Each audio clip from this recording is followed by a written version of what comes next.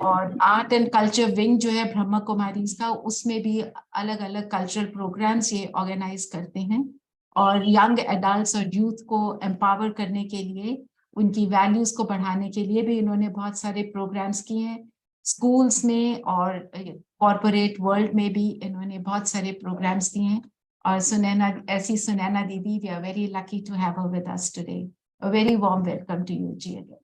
Thank you Rachna बहन, और आप सबको ओआरसी की तरफ से बहुत मीठा प्यारा ओम शांति के साथ साथ ओआरसी बड़े घर से याद प्यार भी स्वीकार हो। तो आज का जो टॉपिक है वो बहुत ही सुंदर है। वैसे आप लोग की ट्रस्टी के ऊपर चल रही है, जिस तरह से मुझे समझ में आ रहा है, और मुरली के छोटे छोटे पार्ट्स को लेकर के बहुत गहराई से उस चीज को आप लोग अंदर ही अंदर धारण भी कर रहे हैं, हजम कर रहे हैं। बहुत अच्छा है। तो बाबा की आज की जो मुरली की छोटी सी जो एक्सट्रैक्ट है, उसमें पहली बात तो बाबा ने मर्जीवा क्या है उस पर सबसे पहले उस पर बताया है, मर्जीवा क्या है। फिर मर्जीवा का कनेक्शन ट्रस्टी के साथ क्या है, क्या कनेक्शन है ट्रस्टी का, और ट्रस्टी का भी डेफिनेशन बताया है। और घर गृहस्थ में रहते हुए भी कैसे हमें ट्रस्टी होकर के हर चीज को, अपनी रचना को, अपनी जिम्मेवारियों को संभालनी है। ये बहुत इंपॉर्टेंट बात कही है। तो सबसे पहली बात तो मर्जीवा क्या है। अपने इस जीवन को हम कहते हैं मर्जीवा। तो मर्जीवा का मतलब हम सब जानते हैं कि पुराने जन्म से मरकर, पुराने जीवन से मरकर बाबा की गोद में नया जन्म लेना, यही शरीर है, वही यही परिवार है ना।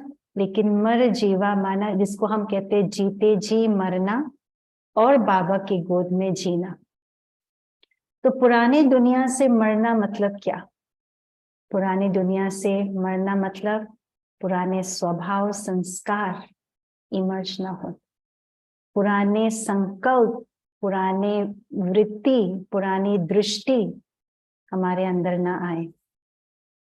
पुराने जो हमारी पहले की कहानियां थी कि मैं कैसी थी, मैं कैसा था, मैं फलानी की बेटी, फलाने का बेटा, उसके घराने के, वो सारे जो लौकिक से संबंधित जितने भी बातें हैं, उससे मरना, उससे न्यारे होना, फिजिकली नहीं लेकिन मेंटली एंड स्पिरिचुअली, जिसको हम कहते हैं शूद्र पने से न्यारे होना, जिसको हम कहते हैं लौकिक पना से न्यारे होना, ये है मर्जीवा।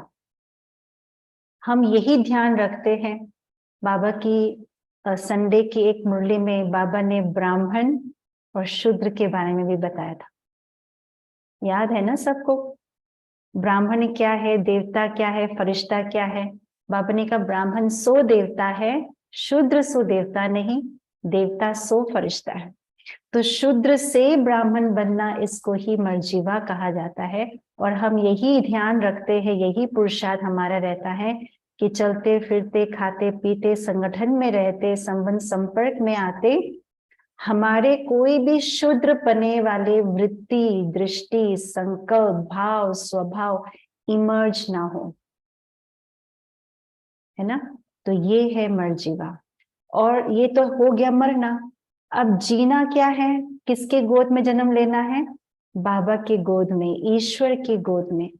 और जैसे ही हम ईश्वर की गोद में जन्म लेते हैं तो हमारी वृत्ति ईश्वरीय बन जाता है, दृष्टि ईश्वरीय बन जाता है, लौकिक से अलौकिक बन जाते हैं। हमारे भाव स्वभाव सब अलौकिक में परिवर्तन धीरे धीरे होते, बल्कि मैं तो यहाँ कहूंगी physically, mentally, socially and spiritually हमारे अंदर धीरे धीरे जो परिवर्तन आते हैं वो मर्जीवा का प्रोसेस है। फिजिकली बाबा ने एक बार, याद है, बहुत बहुत पहले की मुरली में अव्यक्त बाप दादा ने कहा था कि तुम लोग सफेद ड्रेस पहन के मधुबन में आते हो, सफेद ड्रेस पहन, तो लोग बोलते अच्छा आप लोग तो बिल्कुल रंगहीन हो गए, रंग से दूर चले गए। जब मैं समर्पित हुई, सबसे पहली बार साड़ी पहन करके मैं घर, लौकिक घर विजिट करने के लिए गई, तो मेरे सिस्टर्स, मेरे सिस्टर के फ्रेंड्स, मेरे फ्रेंड्स ने कहा अच्छा आप पूरा जीवन यही सफेद ड्रेस ही पहनोगे? मैंने कहा हाँ। तो आपको कैसा लगेगा? मैंने कहा मैं कैसे लग रही हूँ बताओ? बोला सफेद में तो और ही अच्छा लग रहा है, और आपको रंगीन पहनने का इच्छा ही नहीं होगी। मैंने कहा इच्छा क्या है, यही मुझे पसंद है, इसमें सारे रंग है।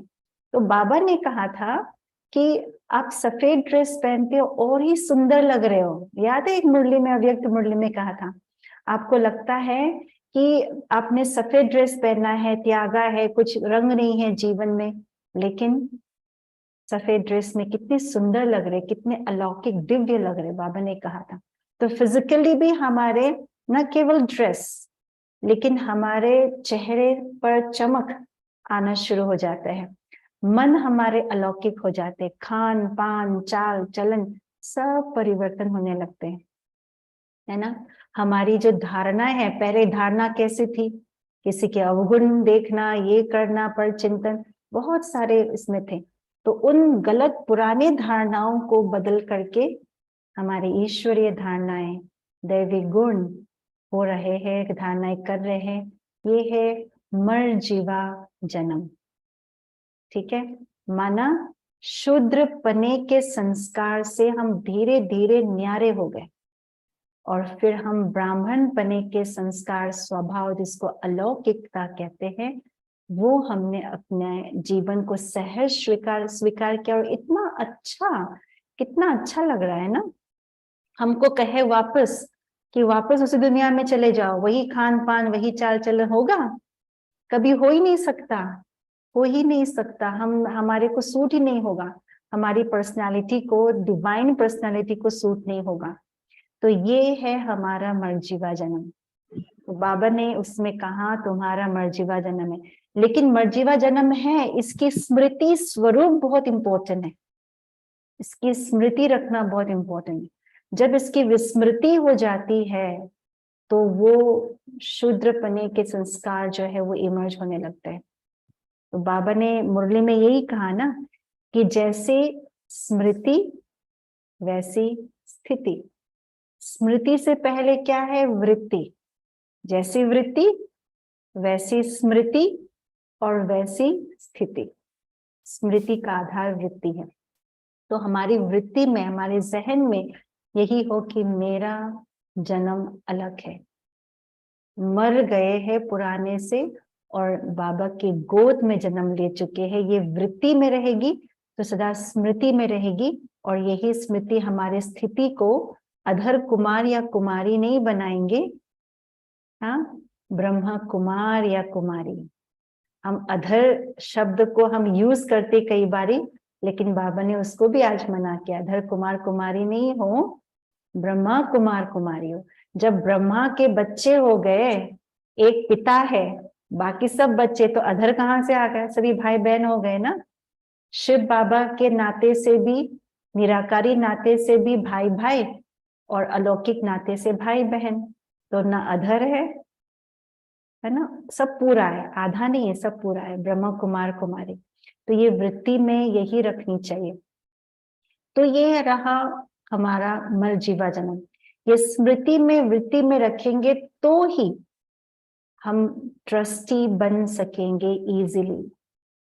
हम यूं कह सकते हैं, ट्रस्टीशिप या ट्रस्टी बनने का जो आधार है वो है मर्जीवा जन्म की स्मृति, मर्जीवा जन्म की वृत्ति। मैं वो रचना नहीं हूं, मैं वो पूनम नहीं हूं, मैं वो नीलम नहीं हूं, मैं ब्रह्मा कुमारी रचना, मैं ब्रह्मा कुमार माथुर जी, है ना, ऐसा मैं ब्रह्मा कुमार कुमारी हूं। वो वृत्ति रहेगी तो मेरे को ट्रस्टीशिप, मेरे अंदर वो नेचुरली स्वभाव इमर्ज होगा। देखो बाबा ने ये कहा है, वृत्ति से प्रवृत्ति आ जाती है। मेरी वृत्ति में प्रवृत्ति पना है तो मेरे बच्चे, मेरी युगल, बाबा ने कहा ये रॉन्ग है, ये गलत है। जैसे ब्रह्मा बाबा तो गृहस्थी थे ना, माना लौकिक में जब दादा लेखराज थे तो लौकिक में गृहस्थी थे, इतना बड़ा परिवार, इतना धन संपत्ति। तो बाबा ने जब शिव बाबा की प्रवेशता हुई तो मर्जीवा का क्या अभ्यास किया? मर्जीवा का क्या अभ्यास किया? जब भी अपने लौकिक संबंधी को देखते थे, अपने बच्चों को देखते थे, नारायण आत्मा, जशोदा आत्मा है, लिख लिख करके अभ्यास करते थे, क्योंकि पक्का करना होता है वृत्ति के अंदर। जब मैं अपने मदर को देखूं, मैं अपने पोतों को देखूं, जब मैं अपने युगल को देखूं, मेरे अंदर वृत्ति, ठीक है मुख से तो भाई बहन ब्रह्म कुमार कुमारी कह देते, वृत्ति में क्या है? वो प्रवृत्तिपना इमर्ज है या वो खत्म हो गया, न्यारा है? ये आत्मा है। ये रोल प्ले करने के लिए मेरे जीवन में आया है ना? ये मेरा जो युगल का ही रोल प्ले कर रही है, कर रहा है। मेरी युगल या मेरा युगल, ये वृत्ति से हमें खत्म करना है, तभी हम ट्रस्टी बन करके बाबा के हर कार्य को संभाल सकते हैं। तो इसके लिए बार बार बाबा ने अभ्यास किया था, ब्रह्मा बाबा ने लिख लिख करके, नारायण आत्मा, पुट्टू आत्मा, निर्मल शांता आत्मा है, जशोदा आत्मा है। और जो ज्ञान का चिंतन है ना, क्यों बाबा कहते मनन चिंतन मंथन ये आत्मा को शक्तिशाली बनाती है। बाबा की एक मुरली है मनन चिंतन मंथन का। मंथन जैसे भोजन को हम पचाते हैं तो वो भोजन खून बनता है, शरीर का भाग बनता है, और वही खून शरीर को शक्तिशाली बनाता है। कहते ना खून की कमी हो गई है, कमजोर हो गया है ना। तो ज्ञान को मैंने अब आत्मा का खून नहीं बनाया, आत्मा का नहीं बनाया। क्यों? क्योंकि हमने पचाया नहीं। तो बार बार हमें मनन करना पड़ेगा, इसका चिंतन, इसका अभ्यास करना पड़ेगा कि ये आत्मा है, ये आत्मा का रोल प्ले कर रहे हैं, पोते का, बेटे का, युगल का, बहन का, सासू माँ का, बहू का, ये रोल प्ले कर रहा है। चाहे वो रोल प्ले अच्छा करे या बुरा, ये इसका पार्ट है। मुझे अपना रोल प्ले करना है, क्योंकि मेरा रोल क्या है? मर्जीवा जन्म, ब्राह्मण जन्म का। ये बार बार जितना अभ्यास करेंगे, वृत्ति में मेरी जो प्रवृत्ति पना है ना, वो समाप्त होंगे। ये प्रवृत्ति पना के कारण से आज जो बाबा ने कहा ना, मेरी युगल, मेरे बच्चे, मेरे पोते, ये सब आता है। और ये बहुत मेहनत है इसमें। जो अंतिम पेपर है ना, मैं और मेरा नष्टो मोहा स्मृति लब्धा, यही इसी पर आधारित है। तो ये मर्जीवा जन्म की स्मृति और वृत्ति से ही ट्रस्टीशिप, ट्रस्टी का भान आएगा। तो बाबा ने क्या कहा? ट्रस्टी का अर्थ क्या बताया? पहला पॉइंट क्या बताया बाबा ने? ट्रस्टी माना मेरापन नहीं। दूसरा बाबा ने कहा जो ट्रस्टी जो होगा वो निमित्त होगा, निमित्त भाव होगा। मैं निमित्त हूं, और जहां निमित्त है वहां पर निर्माण भाव जरूर आएगा, हम्बल, ह्यूमिलिटी। तो ट्रस्टी माना निमित्त। बाबा ने एग्जाम्पल बताया, जैसे कोई किसी को ट्रस्टी बनाते हैं, कोई बड़े बड़े जो होते हैं ना, कंपनी या एसोसिएशन या कोई, उसकी ट्रस्टी बनाते हैं। बाबा ने भी अपने धन संपत्ति को, खुद के कमाए हुए धन संपत्ति से काफी समय तक, काफी सालों तक यज्ञ चला। लेकिन एक ऐसा समय आया जब बाबा ने 5-6 माताओं बहनों को, यंग, जो आज बाबा ने कहा ना छोटे छोटे बच्चों को भी लायक बनाया ना। तो जब माताओं को, बहनों को 5-6 ऐसे दादियां थी, नाम तो मुझे एग्जैक्टली नहीं पता, तो बाबा ने उनको ट्रस्टी बनाया और जो भी अपने धन संपत्ति जितने थे उसको बोला कि ये ट्रस्टी आप लोग को ये संभालने। उसके बाद से बाबा निमित्त बन गया। कभी भी मन में ये नहीं आया कि ये मेरा धन, मेरी संपत्ति, कभी नहीं। कई बार ऐसा सुनने में आता है, अफसोस की बात है ये, कि बाबा को हमने धन संपत्ति दी सेवा में, उस समय जोश में, बहुत नशे में था, ज्ञान के नशे में, स्थिति बहुत ऊंची थी और सचमुच में अच्छे ही भाव से बाबा के घर में अपना सफल करने के इरादे से धन दिया, संपत्ति भी दान की, जमीन दान की, जेवरे माताएं जेवर दान की। लेकिन धीरे धीरे जब वृत्ति परिवर्तन नहीं हुए ना, मरजीवा जन्म की वृत्ति और स्मृति नहीं रहे, तो क्या होता है, धीरे धीरे माया पकड़ लेती है उसे।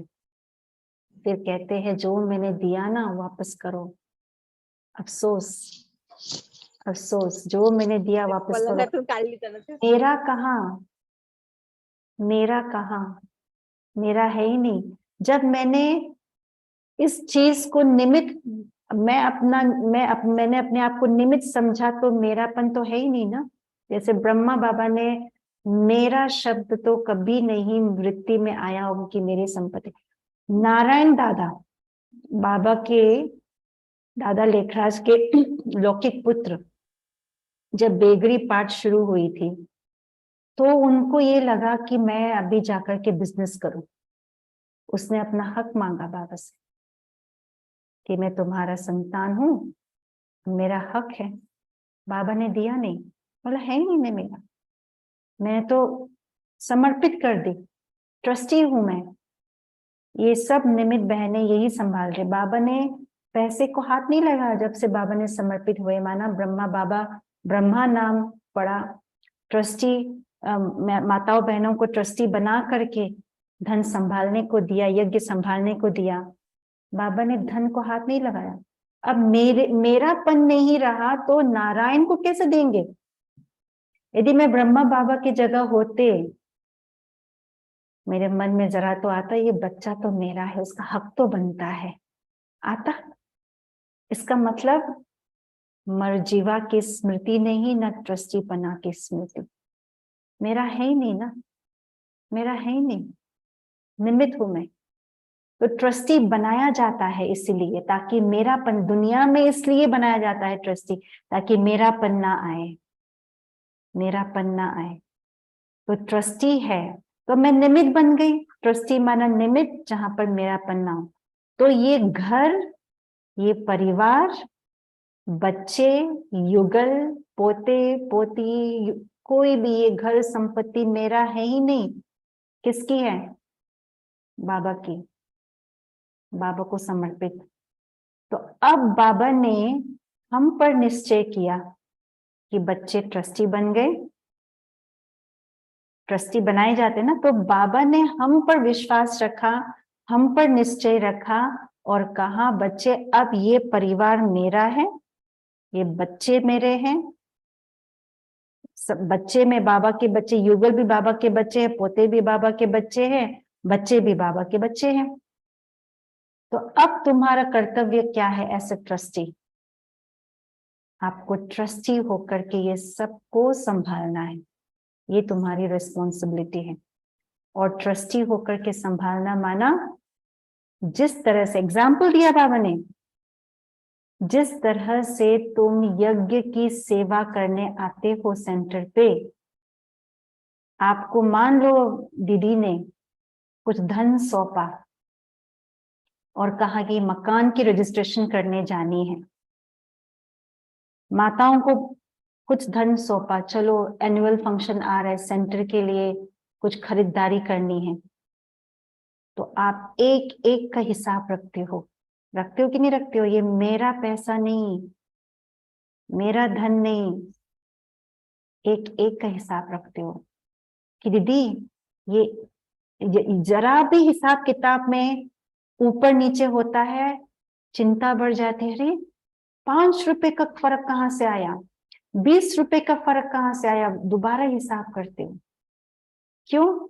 क्योंकि उस समय आपने समझा कि मैं निमित्त हूं, मैं ट्रस्टी हूँ, दीदी को मुझे हिसाब, ये दीदी की भी नहीं, ये बाबा का पैसा है, बाबा का धन है। करते हैं ना। एक माता है, कहती है कि शुरू से ही मुझे दीदी ने सेवा में यूज किया है। गुड़गांव का पहला सेंटर, जो सेक्टर 14 है ना, सेक्टर 14, वो दीदी सुदर्शन दीदी का, भी तो है नहीं, शरीर छोड़ दिया। तो वहां पर उस समय तो गुड़गांव में माताएं भी बहुत कम थी, गांव थी ना उस समय।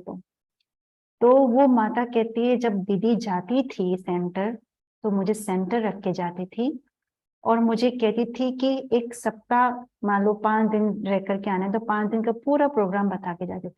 यदि बीच में गुरुवार आया तो गुरुवार में क्या भोग बनना है, कितना बनना है, कितना कप चावल, कितना कप दूध, ये सारा हिसाब किताब सारा लिख कर देख कर जाती। और मुरली भी सुनाना, कोर्स कराना, साफ सफाई मिलके करवाना, ये सारी उनकी ड्यूटी थी शुरू से। तो मैंने कहा यदि मान लो जो दीदी ने नाप बताया उससे ज्यादा आ गया मानो, तो क्या करोगे? तो कहती थी कि मैं ना ऐसा बगैर पूछे कुछ भी नहीं करती हूँ। बगैर पूछे मैं किचन का एक सामान भी जितना बोला ना उतना ही मैं लूंगी, उससे एक्स्ट्रा नहीं लूंगी। यदि मुझे लग रहा है कि संख्या बढ़ रही है तो मैं फोन जरूर करूंगी। फोन नहीं उठाएगी, मान लो कि मैं सबको थोड़ा थोड़ा दूंगी लेकिन उतने ये में है ट्रस्टी से, ट्रस्टी। एक यज्ञ का एक चीज, एक पाए बगैर इजाजत के न उठाना। तो ये तो हमने सेंटर के हिसाब से हमने अपने आप को ट्रस्टी बनाया।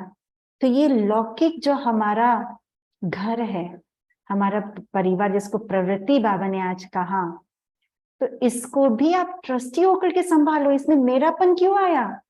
मेरा बेटा, मेरी बहू, मेरे पोते, मेरी युगल, मेरा युगल, नो, मेरा है ही नहीं। बाबा ने जो श्रीमत दिया है उस श्रीमत अनुसार उनको चलाना है। ये भी बाबा की अमानत है। हम हाथ उठा नहीं सकते, हम जोर से बोल नहीं सकते, समझा सकते, युक्ति से समझाएंगे जैसे बाबा ने श्रीमत में दी है, युक्ति से समझाएंगे। वो युक्ति क्या है? आपको चयन करना है, आपको सोचना है, आपको निकालनी है ना? वो युक्ति से हमें करनी है, लेकिन मेरापन का भाव ना आए, मेरापन का भाव ना आए। मैं निमित्त हूं, ये चेकिंग करनी है।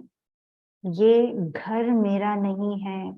ये देखो, ये बहुत जड़ में है, भले हम यहाँ से समझ रहे हैं लेकिन अंदर जड़ में बहुत फैले हुए, बहुत ज्यादा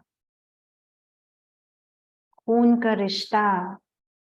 बाबा ने ऐसे ही नहीं कहा नष्टो मोह स्मृति लब्धा, ये अंतिम पेपर है। इसके लिए बड़ी मेहनत है। इसको हमें बार बार बार बार अभ्यास करके देखो बाबा ने जो बोला हुआ है, ये चेक करने वाले पॉइंट। जैसे ईश्वरीय परिवार को अनेक आत्माओं के संबंध व संपर्क में रहते हो, ईश्वरीय परिवार की अनेक आत्माओं के संबंध व संपर्क में रहते हो, वैसे ही लास्ट वाली जो सेंटेंस है ना, वैसे ही जिन आत्माओं की ड्यूटी मिली है, जिन आत्माओं की ड्यूटी मिली है, उन्हों के साथ भी ऐसे ही संपर्क में आते व फर्क रहता है। ऊपर जो है ना, जिसमें लिखा है जैसे ईश्वरीय, कहाँ पर है? फर्क आता है, हाँ, यहां से। जैसे ईश्वरीय परिवार की अनेक आत्माओं के संबंध व संपर्क में रहते हो, तो कैसा? जब ईश्वरीय परिवार में जब आते हैं, ओआरसी आते हैं, या आप लोग सेंटर में जाते हो, तो कैसे वो रूहानियत से, वो स्पिरिचुअलिटी से, वो अलौकिकता से आपस में बातचीत करते हैं, दीदी, भाई जी, बहन जी। तो ऐसे ही भाव और भावना जब मैं लौकिक के अंदर जिसको हम लौकिक कहते हैं, लेकिन है नहीं लौकिक, हमारा अलौकिक हो गया है। उनसे जब बातचीत करते हैं तो ऐसा रहता है।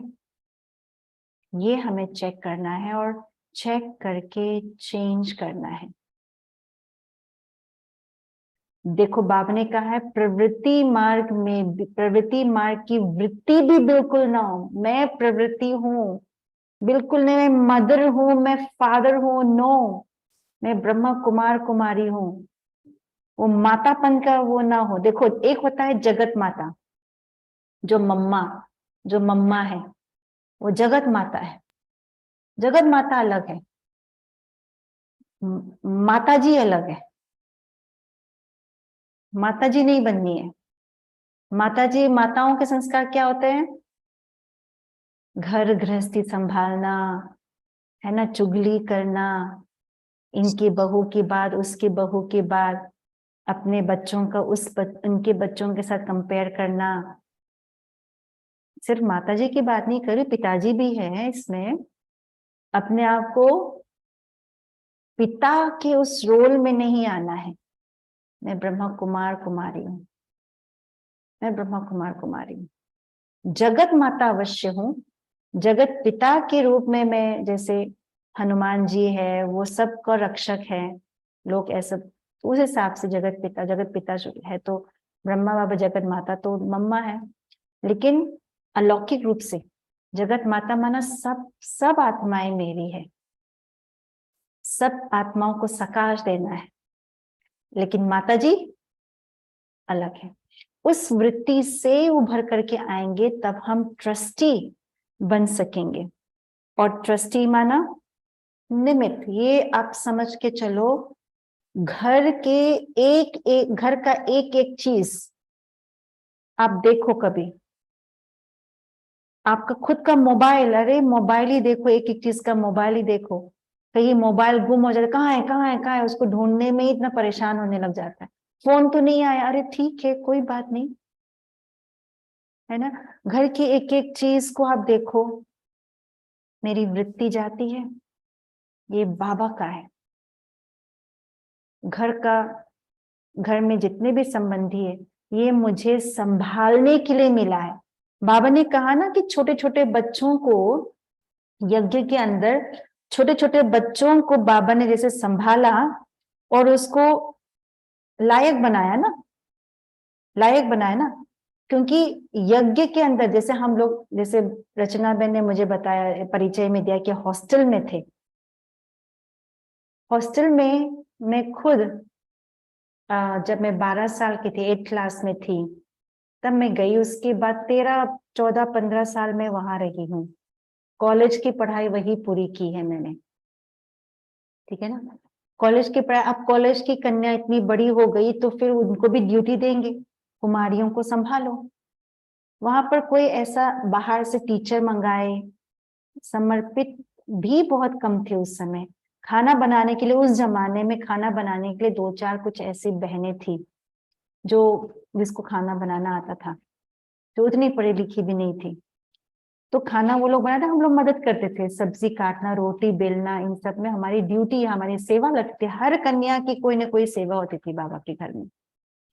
तो हमारे को ड्यूटी मिली, एक फ्लोर में 50 कन्या, ऐसे 3 फ्लोर थे तो 50 50 50 150।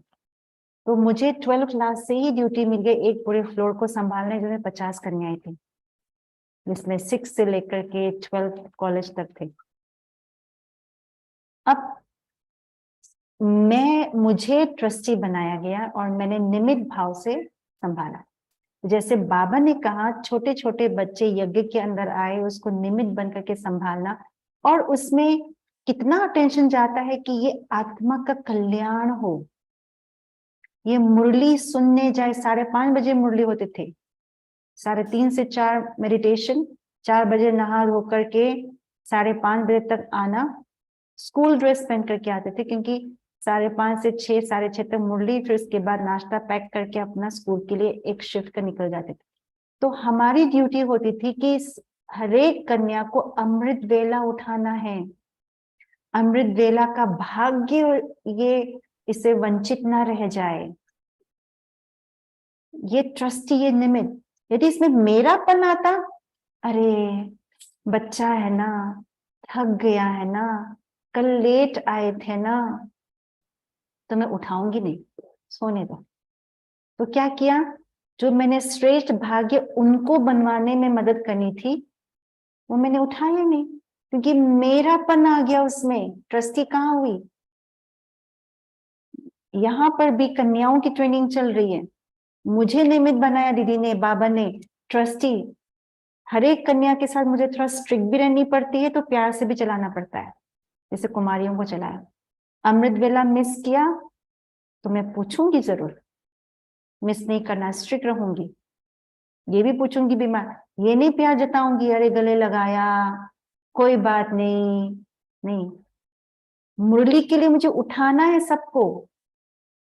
मैं ट्रस्टी हूं। किस बात की ट्रस्टी? कि ये कन्या, ये बच्ची, ये बच्चा बाबा ने मुझे दिया है लायक बनाने के लिए। कौन से लायक? दुनिया वाली लायक नहीं। बाबा ने आज क्या कहा, आज की मुरली में क्या कहा? कि उसको सेवा के लायक बनाना है। सेवा के, दादियों को सेवा के लायक बनाया ना, यज्ञ संभालने लायक बनाया ना बाबा ने। छोटे छोटे दादी गुलजार इतने छोटे छोटे उम्र में आए, सारी दादियां बहुत छोटे छोटे उम्र में आए, पाला पोसा और पढ़ाया भी। स्कूल का जो एकेडमिक स्टडीज है वो भी दिया बोर्डिंग के अंदर। ये ट्रस्टी से जब देते हैं तो ये बहुत हेल्दी होकर के आत्मा निकल के आती है। यही चीज हमें अपने जो लौकिक संबंधी है, बच्चे हैं, उसको संभालते हुए ट्रस्टी होना है। वो मेरापन का भाव ना आए, मेरापन का भाव ना आए, ठीक है ना। तो बाबा ने कहा कि जैसे देखो हर चीज को संभालने के लिए ट्रस्टी मुकर्रर किए जाते हो, तो यह भी ऐसे समझकर चलो, यह जो हद की रचना, हद की रचना बाप दादा ने ट्रस्टी बनाकर संभालने के लिए दी है, वह मेरी रचना नहीं, लेकिन बाप दादा द्वारा ट्रस्टी बन इसको संभालने के लिए निमित्त बनाया है। इसको संभालने के लिए बाबा ने मुझे निमित्त बनाया है, मेरी ड्यूटी है, मेरी ये सेवा है, मेरी प्रवृत्ति नहीं। मेरी रचना अवश्य है, जब वो लौकिक में थे तो मेरी रचना थी, अब मैं अलौकिक मर जीवा बन गई, अब ये मेरी रचना नहीं, मैं निमित्त बन गई हूं। ट्रस्टीपन होना चाहिए, मेरापन नहीं। इस बात का, ये अंदर की जो वृत्ति है ना, इसको मुझे बार बार चेंज करना है, चेक करना है, चेंज करना है, चेक करना है, और जब एकांत में बैठ करके, अकेले में जब हम बैठ करके योग करते हैं, इसका बार बार अभ्यास करने, खास करके आप सभी घर गृहस्थ में रहने वाले ब्रह्म कुमार कुमारियां, मैं माता या भाई नहीं बोलूंगी, उनकी बड़ी जिम्मेवारी है, उनकी बड़ी जिम्मेवारी है।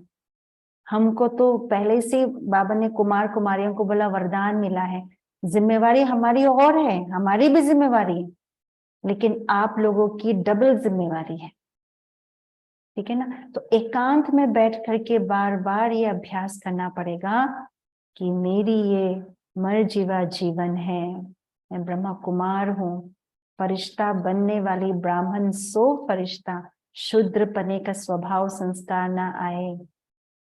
ये मेरा बच्चा नहीं, बाबा का बच्चा है, बाबा ने मुझे संभालने के लिए दिया है। आप ये सोचो, ये जो घर है ना जिसमें आप रह रहे हो, ये यज्ञ का एक कमरा है, ओआरसी के किसी बिल्डिंग का एक कमरा है, ठीक है। और उस कमरे में बाबा ने मुझे निमित्त बनाया है कि 4-5 मान लो आपके घर में बच्चे हैं या मेंबर्स है घर के, इसको लायक बनाने के लिए, ईश्वरीय सेवा के लायक बनाने के लिए मुझे जिम्मेवारी दी है। तो मैं घर में नहीं हूं, मैं यज्ञ के अंदर हूं। ये घर भी यज्ञ का पार्ट है, क्योंकि मेरा है ही नहीं, मेरा नहीं तो किसका है? बाबा का। बाबा माना यज्ञ का मालिक। तो यज्ञ का ओआरसी का एक कमरा है, और ये जो बच्चे हैं, ये बच्चों का कार्यक्रम भी चल रहा है, शुरू हुआ चिल्ड्रंस कैंप। चिल्ड्रंस कैंप में आए हैं तो इन्हों को मुझे संभालना है, इन्हों को मुझे युक्ति से ज्ञान युक्त तरीके से, प्यार से, ईश्वरीय अलौकिक प्यार से लायक बनाना है। इसमें ट्रस्टी में दो बातें आती हैं।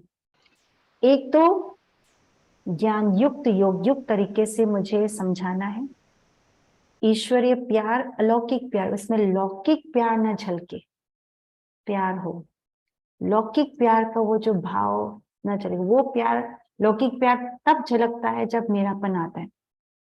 ठीक है, तो पहली बात, यदि मान लो मेरे निमित्त मुझे बाबा ने बनाया और उस निमित्त बने के आधार से उस बच्चे को धीरे धीरे मैंने लायक बनाया, बच्चे हो या बहू हो या पोते हो या युगल हो, जो भी है, कोई भी आत्मा, और वो निमित्त और वो लायक भी बन गए, बाबा को पहचानने लग गए, बाबा की सेवा में लगने में भी वो सक्षम होने लगे, तो उसमें मैं खुश हो जाऊं, ये भी ट्रस्टी बनने में नहीं आता। थैंक यू बाबा, अहो सौभाग्य मेरा, बाबा ने आपने मुझे लायक समझा और आपने मेरे द्वारा इतना अच्छा बना दिया। वो एक्सेप्ट न करे, देखो मैंने बनाया, बोलने में तो आगे बाबा ने किया, लेकिन मन ही मन देखा मैं कितने लायक हूं, मैं कितनी अच्छी हूं। जब लायक बच्चे बन जाते हैं तो ये भाव ना आए एक्सेप्ट करने का कि नहीं मैंने किया है, अंदर ही अंदर वो ना आए। और यदि मैंने सचमुच में निमित्त बन करके उस मर्जीवा भाव से, मेरेपन की भावना ना रख करके मैंने पालना किया, वो सब कुछ संभाल किया, फिर भी वो बच्चे के भाग्य में नहीं था, उस युगल के या उस बहू के भाग्य, उस आत्मा के भाग्य में नहीं था, तो और वो उसका पाठ ही अलग हो गया, वो कहे कि नहीं मैं तो इस पाथवे में नहीं जाऊंगी, मुझे शादी करना है, फिर भी आप अफसोस नहीं होंगे, ये भी ट्रस्टी है, ये भी ट्रस्टी है। आप दुखी हो गए, हाय मैंने इतना मेहनत की, मैंने निमित्त भाव से किया, निमित्त भाव से की नहीं, आपको अफसोस हुआ, माना निमित्त भाव था ही नहीं। जिसके मन में निमित्त भाव है वो अफसोस हो ही नहीं सकता, ना एक्साइटमेंट ना अफसोस। वाह वाह वाह, मैंने किया, देखा हो गया ना, बाबा ने कहा ना निमित्त बन के करो तो ऐसा होता है। या आपने एक्साइटमेंट, आपने एक्सेप्ट किया उस चीज को और एक्साइटमेंट में आ गए, और वो बच्चा जिस हिसाब से बाबा बोलते वैसे नहीं निकल के आए। कई बाबा के बच्चे हैं बुद्धि से समर्पित, जिसकी कन्या या जिसके बच्चे नहीं चलना चाहते ज्ञान में, वो कहते मुझे शादी करनी है, तो बाबा ने कहा कोई बात नहीं। तो उस समय आप ये नहीं सोच सकते कि देखो मैंने संभाल ठीक नहीं की, शायद मैं ट्रस्टी ठीक से नहीं बन पाए, ये गिल्टी, ये अफसोस बना भी ट्रस्टी बना नहीं कहेंगे। ठीक है, दोनों बातों में ट्रस्टी माना सिंपल वे, न्यारे, मेरेपन से न्यारे। जहां मेरापन आता है, न्यारा नहीं है, वहां अफसोस भी होगा तो एक्साइटमेंट भी होंगे, देखा मेरे बच्चे देखो कैसे हो गए। दोनों ही नहीं होंगे, न्यूट्रल रहेंगे, खुशी होगी बाबा ने मुझे निमित्त बनाया, ये है ट्रस्टीशिप की निशानी। क्लियर है? जी, वेरी नाइस। सुनैना मैम, एक क्वेश्चन आया हुआ है, कैन यू रीड इट, और मैं आपको पढ़ देती हूँ। हाँ, ये लास्ट वाला, बच्चे चिप्स कोल्ड ड्रिंक के लिए, ये वाला है। हाँ जी जी। कोल्ड ड्रिंक के लिए पैसे मांगे तो थोड़ा लगता है कि बाबा का पैसा है, क्या करें। इसमें आप लोग क्या करो, आदत भी तो आपने डाली है ना, उस मेरेपन के भाव से आपने आदत डाली है, बीज मैंने बोया है, धीरे धीरे इस बीज को भी खत्म करना मेरा कर्तव्य है। धीरे धीरे, एकदम अचानक से नहीं, वो जिद्द में पकड़ में आएगा। चिप्स से अच्छा, चलो आपने, आजकल हमारी मदर भी ऐसे ही करती है अपने पोतों के लिए, तो मैं कहती हूँ मामा आप गुरुवार का भोग ले जाओ, गुरुवार को तो भोग लेकर के आते हैं, अमृत वगैरह लेकर के आते हैं, भोग बड़े प्यार से खाते हैं। लेकिन ये चिप्स का जो चक्कर है, कोल्ड ड्रिंक का जो चक्कर है ना, ये हमने ही बोया है। तो धीरे धीरे उनको घर में ही चिप्स बना के खिलाओ ना, और ये धीरे धीरे आपको समझाना पड़ेगा, वही निमित भाव से, वही मेरेपन से न्यारे होकर के, बच्चा आजकल चिप्स में ये हो रहा है, कुछ युक्ति रचो। यही मैं कह रही, युक्ति रचो। आजकल चिप्स में ये फैट आ रही है, कहीं यही मिलावट है, या कहीं है, युक्ति से घर का खाना बाबा को भोग लगा करके स्वीकार, यही तो संभाल करना है। जो बीज आपने बोया है, धीरे धीरे उसको निकाल करके उसी तरह आपको बनाने के लिए थोड़ा मेहनत भी करनी पड़ेगी। मेहनत भी कर, चिप्स अपने घर में बना करके खिलाओ, कुछ अच्छे ड्रिंक्स बनाओ, फ्रेश ड्रिंक्स। आजकल कोल्ड ड्रिंक से ज्यादा फ्रेश ड्रिंक्स का बहुत जमाना हो रहा है। ठीक है, कभी कभार चलो, बहुत जिद कर रहा है तो चलो ठीक है, लेकिन उनके मन में उनको परिवर्तन करना है, उनकी वृत्ति को धीरे धीरे परिवर्तन करने की मेहनत, यही तो है ट्रस्टीपन, यही तो है मेहनत हमें करनी है। ठीक है ना? तो बीज जो हमने बोया है, उस आदत को जो हमने डाला है, उस आदत को ठीक करना भी हमारी जिम्मेवारी है। घर में बनाए कुछ अच्छा, इससे और बेटर बना के करे। साउथ इंडिया में जाओ, कोई भी चिप्स खरीद के नहीं खाते, घर में माताएं केले के चिप्स बनाते हैं, बच्चे कोई जिद नहीं करते, केले के फ्रेश चिप्स बनाते हैं, ये करते हैं। मैं जब इंदौर में थी, मेरे को नई नई चीजें सीखने का बड़ा शौक था, तो हमें चिप्स बनाना, पापड़ भी बहुत बेले, मतलब वो फिजिकल पापड़ भी बेले हम लोगों ने, बाहर के पापड़ नहीं खाते थे। तो अभी तो खैर सब कॉमन सी हो गई है, लेकिन चिप्स बनाना तो घर में मैंने नया एक्सपेरिमेंट किया, तो केक बनाना भी सीखा। तो उस समय पर केक का, बर्थडे केक वगैरह तो मैं बनाती थी, सचमुच में हाथ टेस्टी था। थैंक गॉड बाबा ने हाथ टेस्टी बनाया। कभी कई बार बाय चांस बनाते थे तो बहुत टेस्टी निकल के आते थे। तो घर के बच्चे बोले, हमें ना दीदी का या बुआ का चिप्स खाना है, इनकी चिप्स बड़े टेस्टी है, तो उसमें चटपटा डाल के ये करके, तो ऐसे बनाए। केक कहते कि जो दीदी बनाती है केक, मेरी बुआ बनाती है, जो मेरी छोटी बहन बनाती है, वो केक बहुत अच्छा है। तो आपको ऐसा थोड़ा सा मेहनत, थोड़ा सा युक्ति रच करके उसको धीरे धीरे ठीक करना पड़ा, एकदम अचानक नहीं होगा, तो ये धीरे धीरे। एक क्वेश्चन और आया है, क्या लिखा है? बच्चे आजकल पलट के जवाब देते हैं। हाँ, ये सब होगा, संस्कार है ना आत्माओं के, पुराने संस्कार, ये सब होगा। उसको प्यार से, युक्ति से देखो। आपकी जब वृत्ति बदलेगी ना, आप यदि जब आप देखो आपने किस किस भाव से बोला, देखो दादियां, ये सब वृत्ति की बात है। आप शुभ वृत्ति रख करके आप शुरू करो, उन आत्माओं को दृष्टि देना शुरू करो आत्मिक भाव से। पूरे दिन पर के हमने कन्याओं को एक होमवर्क दिया था, रोज का प्रैक्टिकल होमवर्क और थ्योरी होमवर्क देते हैं। तो इसमें क्या करते हैं, एक दिन होमवर्क दिया कि आपने कितनों को आत्मिक भाव और आत्मिक दृष्टि से देखा।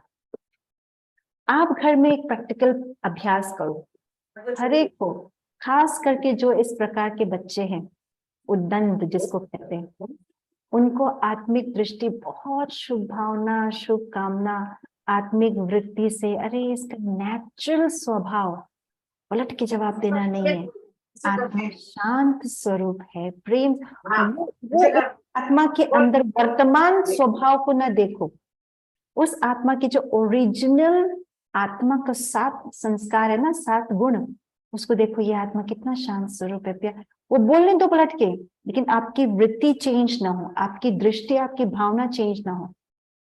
वो धीरे धीरे धीरे वो वृत्ति आपकी कैच करेगी। और खास करके अमृत वेला, नुमा शाम के समय, ऐसे सब आत्माओं, यही तो पालना है। और क्या पालना है? संभालना। इसको कहा संभालना, फिजिकल संभालना तो है ही है, आत्मा का संभाल करना क्या है? एक एक आत्मा को पवित्रता की दृष्टि देना, बाबा से, अमृत वेले बाबा से वो फरिश्तेपन के सकाश बाबा के द्वारा मिलाना। मैं यहाँ से दूर बैठे घर को, दूर बैठे अमेरिका, लंदन, यूरोप सब जगह भेज सकती हूँ, तो ये तो आपके पास है। हाँ, ये हमारे जो लौकिक ब्रदर, तो वो शुरू में अमृत खा करते थे, तो अभी भी उनको उठने का है, लेकिन उतना नहीं योग कर पाते। तो उनको देख करके, देखो मैं आपको बता रही हूँ, बच्चे देख देख के सीखते हैं, बच्चे वाइब्रेशन ज्यादा कैच करते। वो भैया उठ जाते थे, उठ तो जाते हैं, लेकिन योग करते तो नींद आती है, लेकिन उठ जाते। तो एक दिन अचानक ये उठा, तो बच्ची की भी नींद खुल गई, तो देखा ये पापा तो बैठे हुए बेड के अंदर, भले आंखें बंद। तो कहा सवेरे उठ के, पापा आप रात को क्या कर रहे थे? तो उन्होंने कहा कि मैं मेडिटेशन कर रहा था। तो अच्छा मैं भी करूंगी, मुझे रात को उठाना। तो मैंने कहा मेडिटेशन रात को उठ के, रात को मानो उनके लिए तो रात ही होता है, 4 बजे 4:30 बजे। तो मैंने कहा जल्दी सोना पड़ता है, 9:30 बजे सोना पड़ता है। तो बोले बुआ मैं ना रात को 9:30 बजे सोऊंगी, मुझे ना पापा 4 बजे उठाएंगे। बच्चे देख करके सीखते हैं, दादी योग कर रही है, आप फायदा, ये फायदा लो आप। योग से क्या फायदा है? कंसंट्रेशन पर, ये है संभालना। आप जो जिस तरह से बोलोगे, जिस तरह से करोगे, जिस तरह से देखोगे, वो बच्चे सीखते हैं। चाहे बड़े बच्चे, छोटे बच्चे ज्यादा सीखते हैं। बड़े बच्चों के अंदर थोड़ा सा संस्कारों में कड़कपना आ जाता है, लेकिन वो भी आपकी शुद्ध वृत्ति से धीरे धीरे ठीक होगा। शुद्ध वृत्ति, अमृत वेला विशेष, ऐसे उदंड बच्चों के लिए भी विशेष सकाश देना, यही तो संभाल करना है आत्मा की। ठीक है, क्वेश्चन एक और है क्वेश्चन। और है, कनेक्टेड ही है, युगल को कैसे समझाएं? देखो बाबा ने एक बार कहा था, आपने समझाया हुआ होगा ना, वाणी से, ज्ञान से समझाया हुआ होगा। हाँ, जब समझना होगा समझेंगे, लेकिन बाबा ने कहा हुआ था जब वाणी से काम ना हो तो संकल्पों की शक्ति का उपयोग करो। आप बोलेंगे दीदी बहुत समझाया, बहुत किया, मानते ही नहीं है। तो कहा, बाबा ने स्पष्ट कहा हुआ है अव्यक्त मुरली में, संकल्प शक्ति ज्यादा शक्तिशाली है वाणी की शक्ति से। संकल्पों की शक्ति का उपयोग करो। मीठा बोलना है उनके साथ, उनकी भी रुचि का, हमें थोड़ा सा युक्ति है, सारी बातें युक्ति। हमारे इंटेंशन उस आत्मा को बाबा की तरफ करने का है, लेकिन वो कार्य हम वो कर रहे जो उसके पसंद के हैं। लेकिन वृत्ति हमारी इंटेंशन प्योर है, ताकि वो बदले, ताकि हमारी बात भी वो माने एक न एक दिन।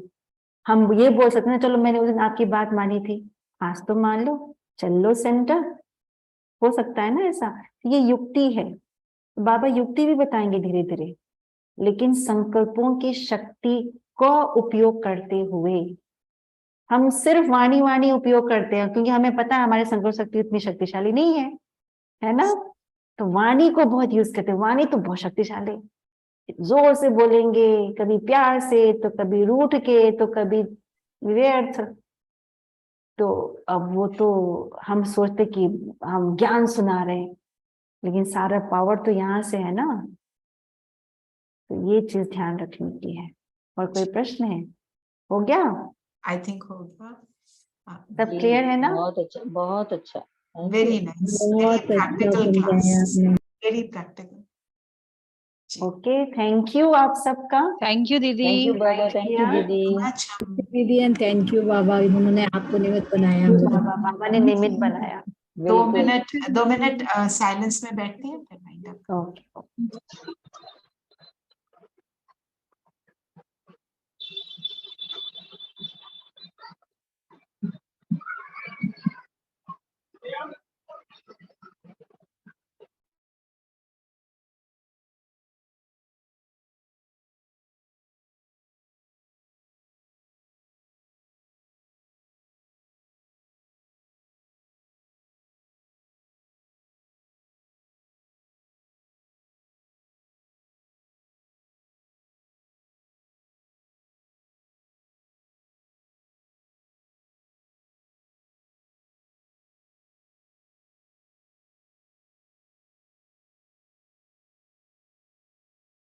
चलिए हम सभी थैंक्स करते हैं दीदी का।